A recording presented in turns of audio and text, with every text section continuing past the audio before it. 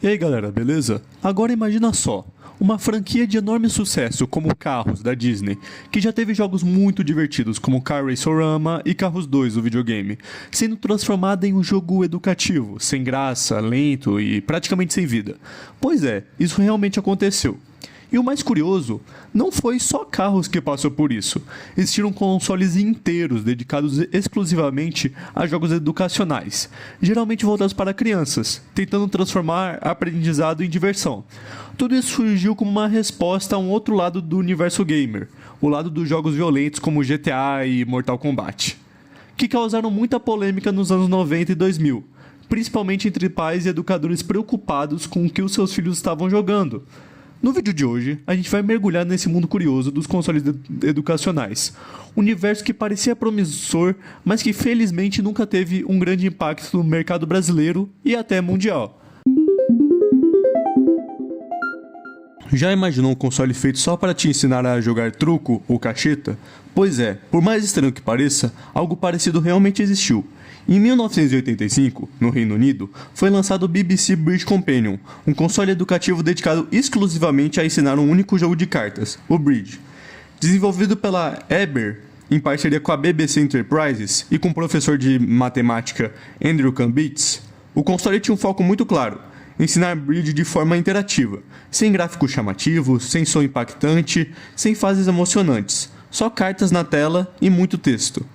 E aqui vai o detalhe curioso. Diferente de muitos consoles ou jogos educativos que surgiram mais tarde, tentando reagir às polêmicas sobre violência nos videogames, o Bridge Companion foi criado simplesmente porque alguém achou que aprender Bridge merecia um videogame próprio. E mais, não foi feito para gerar lucro, o público-alvo era super específico, jogadores sérios ou estudantes dedicados. Saindo dos anos 80 e pulando direto para os anos 2000, a gente chega em um dos consoles educativos mais conhecidos, o V-Smile, lançado em 2004 pela VTech. Esse era o console perfeito para tranquilizar os pais que achavam que os videogames iam fritar o cérebro dos filhos. Nada de violência, tiroteio ou criaturas sombrias. Só jogos coloridos com lições de matemática, leitura e raciocínio lógico. E o melhor, ou pior, com personagens super conhecidos como Mickey, Shrek, Dora Aventureira, Superman, entre outros. Os jogos vinham em formato de cartucho, e o sistema fez tanto sucesso que a VTech vendeu cerca de 11 milhões de unidades. Sim, 11 milhões. A efeito de comparação, o Wii U vendeu entre 13 e 14 milhões. E com esse sucesso, a VTech ainda lançou duas versões alternativas de mesa. Uma com uma mesa de desenho e microfone e outra mais compacta, além de duas versões portáteis para levar a diversão educativa na mochila. Mas nem tudo são flores. O sucessor do V-Smile, chamado V-Flash, tentou inovar usando CDs ao invés de cartuchos, mas foi um fracasso de vendas, poucos jogos, pouco interesse e um mercado já mudando rapidamente. E como já não bastasse, existiu também o V-Smile Baby, voltado para bebês a partir de 9 meses. Sim, 9 meses. Porque ninguém achou mal colocar um controle colorido e uso precoce de telas nas mãos de um bebê que nem sabe andar. Claramente uma ideia questionável. Lançado em 2003 pela Leapfrog, o Leapster era aquele tipo de console que parecia um brinquedo, mas com um toque de mini tablet escolar. Portátil, colorido e com uma canetinha acoplada, ele vinha com uma tela sensível ao toque que fazia qualquer criança se sentir uma mistura de artista e cientista maluco, resolvendo problemas de matemática. Os jogos, um combo de leitura, desafios lógicos e muita matemática disfarçada de aventura.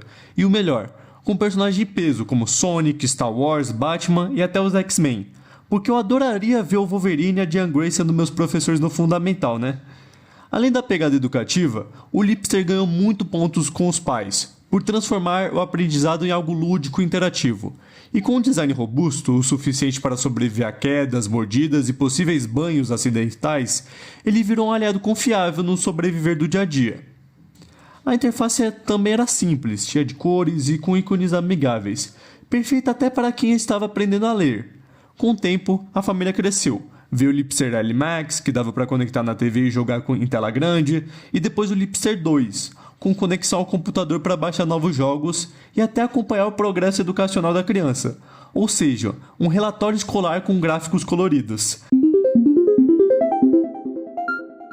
Em 2014, a Leapfrog tentou inovar de novo com o Leap TV, um console de mesa que misturava jogos educativos com sensores de movimento, tipo um Kinect versão Kids.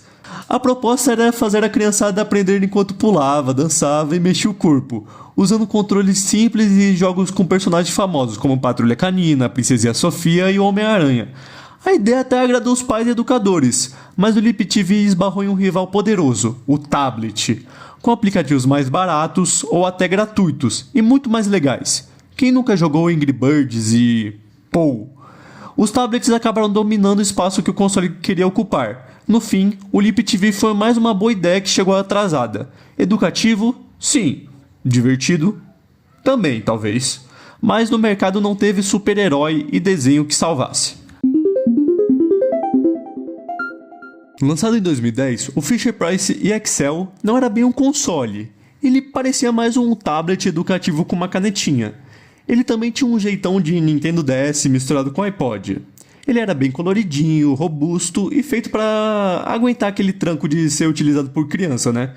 O EXL vinha com jogos e atividades educativas estreladas por nomes de peso como Bob Esponja, Kung Fu Panda e heróis da DC, como o Batman e o Lanterna Verde. Mas assim como o Lip TV, o EXL não resistiu à onda dos tablets infantis, que chegavam com mais recurso, mais apps e até mais apelo, querendo ou não. Resultado, vendas completamente mornas e um console praticamente morto desde o início. Em 2010, a VTech lançou o MobGo, mais uma de suas apostas no mundo dos consoles educativos portáteis. Com uma tela sensível ao toque e um teclado QWERTY deslizante, o aparelho tentava unir o melhor dos dois mundos, a interatividade do touchscreen com o aprendizado de leitura e digitação. Tudo isso em um design colorido e resistente, perfeito para crianças de 3 a 8 anos. O MobGo trazia jogos educativos, estrelando personagens super populares como Toy Story, Carros e o Homem-Aranha, focando em conteúdo de gramática, matemática e raciocínio lógico. Era quase como um mini laptop para os pequenos, e um alívio para pais que queriam ver os filhos jogando e aprendendo. Mas o time não ajudou. Como já mencionado nessa época, os tablets e os smartphones já estavam começando a dominar o território infantil, e o MobGo acabou sendo rapidamente ofuscado. A VTech ainda tentou dar um último suspiro com o projeto do MobGo 2, que incluía sensor de movimento e microfone, mas a concorrência era forte demais. No fim das contas, tanto o MobGo quanto seu sucessor acabaram sendo fracassos comerciais, lembrados hoje mais como uma curiosidade tecnológica do que como um sucesso de venda. Além dos consoles que eu mencionei, há inúmeros outros consoles que merecem pelo menos uma menção aqui no vídeo. Então vamos dos mais antigos até os mais novos. Vamos começar. Tem o VideoSmart, que foi lançado em 1986, que ele usava fita VHS e você conseguia interagir com o vídeo.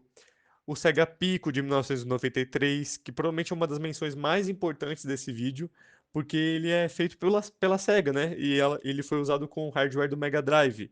Ele era tipo um livrinho que se abria e usava uma caneta mágica e livros interativos. Tem o Vitec Sócrates, de 1988, que era focado em matemática e arte, e ele usava um controle sem fio, via infravermelho, que era muito, muito, muito avançado para a época. Indo para os anos 2000, a gente teve o Fisher-Price Pixel, que foi lançado nos anos 2000, que foi um dos primeiros portáteis para criança com uma tela interativa, touch, e era bem focado em desenho. A gente teve o Tiger Now Video XP, que além de você assistir os desenhos que se chamavam PVD, que era Personal Video Disc, a versão XP dava para você interagir com os desenhos. Teve o Fisher-Price Smart Cycle em 2007, que era uma bicicleta ergonômica que você conectava na TV e fazia o personagem da tela se mover pedalando. Teve o Leapfrog de RDJ em 2008, que tinha um foco em criança mais velha.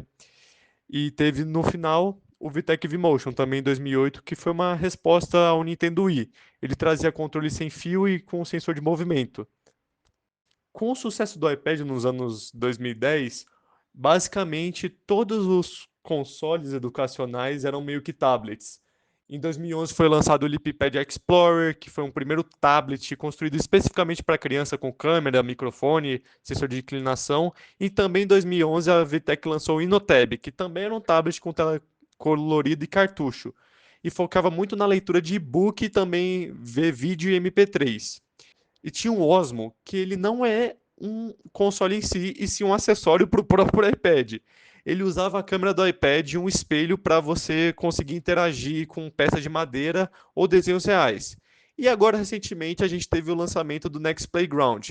Mesmo sendo mais de família em si, ele continua tendo vários jogos educativos. E é esse basicamente o vídeo. Eu espero muito que vocês tenham gostado. Eu gostei muito de falar sobre, porque sempre foi um interesse meu esses consoles mais desconhecidos e também como esses consoles ainda existem até hoje. A gente vê o próprio Next Playground sendo lançado, então ainda tem um mercado, querendo ou não, para esses consoles. E é basicamente isso. Tchau, tchau.